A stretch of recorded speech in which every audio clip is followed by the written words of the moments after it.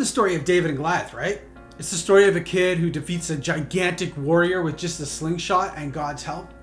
Well, shortly before that thing happened with the slingshot, David heard that God had chosen him to be the next king of Israel. Pretty awesome promise, right? But what God didn't tell David was that David would need to wait for that promise to be fulfilled. And the waiting would be really, really difficult. That's because although God had chosen David to be the next king of Israel, Israel already had a king. And King Saul was not really happy about being replaced. So things got bad for David. Bad enough that he had to flee the country while King Saul and his men were hunting him and trying to kill him. And that wasn't what David had wanted or planned. But here's what's amazing. Through it all, David never stopped trusting or talking to God because David knew that while we're waiting, God is listening. David's path to the throne wasn't what he had planned or wanted. But here's what's amazing. During more than 15 years of waiting on that promise, David never stopped talking to God. He talked to God when he was lonely. He talked to God when he was surrounded by enemies. He talked to God when he was discouraged. He talked to God when he was angry and desperate. And this isn't even where David's story ends. Even after he became king, there were so many moments in David's life when he cried out to God and God heard him every single time. Not only was David a shepherd or a giant killer and a future king, he was also a pretty talented musician, and he wrote many of the Psalms that we read in the scriptures. The Psalms are prayers. They are raw and honest conversations that David had with God. He pours out his heart to God because he knows that God is listening. Let's read 3 of those passages.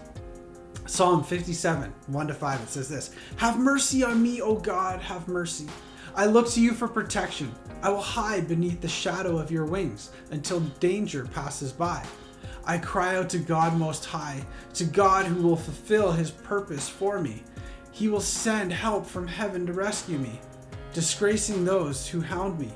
My God will send forth his unfailing love and faithfulness. I am surrounded by fierce lions who greedily devour human prey, whose teeth pierce like spears and arrows, and whose tongues cut like swords. Be exalted, O God, above the highest heavens. May your glory shine over all the earth." Psalm 66, 16-20. "Come and listen, all you who fear God, and I will tell you what he did for me. For I cried out to him for help, praising him as I spoke. If I had not confessed the sin in my heart, the Lord would not have listened. But God did listen. He paid attention to my prayer. Praise God who did not ignore my prayer or withdraw his unfailing love for me." In Psalm 116, 1-6, it says this: "I love the Lord because he hears my voice and my prayer for mercy. Because he bends down to listen, I will pray as long as I have breath. Death wrapped its ropes around me. The terror of the grave overtook me. I saw only trouble and sorrow. Then I called on the name of the Lord. Please, Lord, save me. How kind the Lord is. How good he is. So merciful, this God of ours. The Lord protects those of childlike faith. I was facing death and he saved me." Why did David choose to cry out to God in his darkest moments? Well, probably because he trusted God was actually listening, despite his terrifying circumstances. God heard David's cry when he was in the pit of despair, and God hears us in our pits of fear, anxiety, discouragement, or doubt.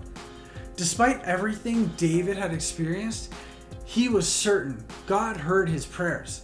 And while David waited for God to fulfill the promise, he chose to trust in God's faithfulness.